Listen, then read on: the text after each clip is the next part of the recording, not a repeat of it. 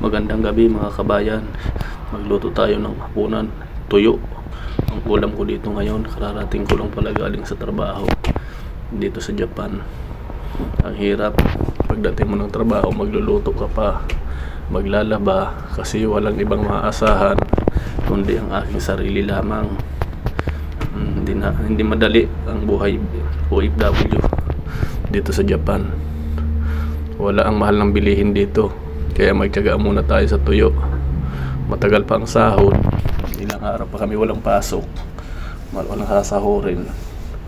Hindi basta-basta ang buhay dito, ang buhay namin dito sa Japan. Ayan o, kala nyo napakaganda ng buhay namin dito. Ito lang lagi ang ulam namin, tuyo. Kung hindi tuyo, itlog o kaya noodles. Ito lang ang ulam namin dito lagi, palit-palitan.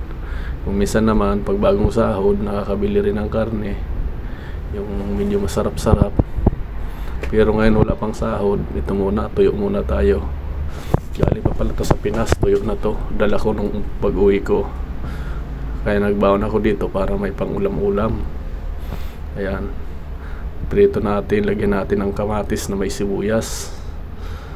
Bukas ang pambaon naman natin ay gulay, kasi nagbabaon kami sa tanghali.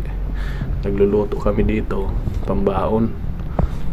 Samahan nyo ako magluto ng tuyo. Ayan, hiniwa ko na yung kamatis. Bukas pasok uli trabaho, baka kinabukasan ulam ulit tuyo. Gawa ng magtipid tayo.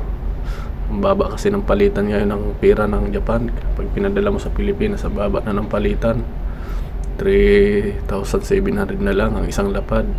Dati inaabot ng 4,800, 4,700, gano'n. Ngayon sobrang baba na, kaya magtipid-tipid na lang muna. Okay lang din naman sa pagtuyo, masarap, kaso wag yung lagi, kasi baka magkasakit naman tayo nito sa bato kasi maalat. Minsan-minsan lang. Ito ang buhay namin dito, napakahirap, pero kinakaya naman kahit papano. Samahan nyo ako mamaya, kumain tayo nitong tuyo. Singit ko lang pala mga kabayan, baka pwedeng pa-support ng aking YouTube channel. Mayroon na tayong 190 subscriber. Nakakatuwa lang, kasi sa mga video ko, kahit papano, kahit hindi masaya yung video ko, natutuwa ako. Gawa ng may views din naman kahit papano. Kahit 100 views nga lang, natutuwa na ako. Ano rin na mag-vlog, kasi kahit paano ay may nanonood. Sana patuloy niyo akong suportahan sa aking pagbablog. Kahit nabuboring kayo, please pakisupport naman ang aking YouTube channel mga kabayan. Baka pwede nyo panoorin itong aking mga video, at pakisubscribe na din. Maraming salamat sa inyo lahat mga kabayan. Ito po, kain po tayo.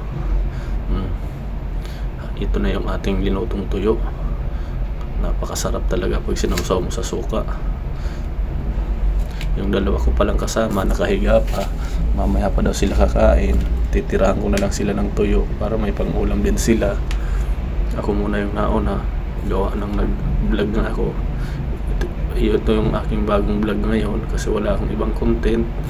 Dito muna, kasi pagod galing sa trabaho, hindi makapag-video.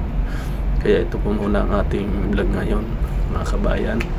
Nagpapasalamat po ulit ako sa inyong mga pag-support sa aking YouTube channel, na walang sawang panonood mga kabayan. Maraming salamat po. Samahan nyo ako, kumain tayo ng tuyo mga kabayan.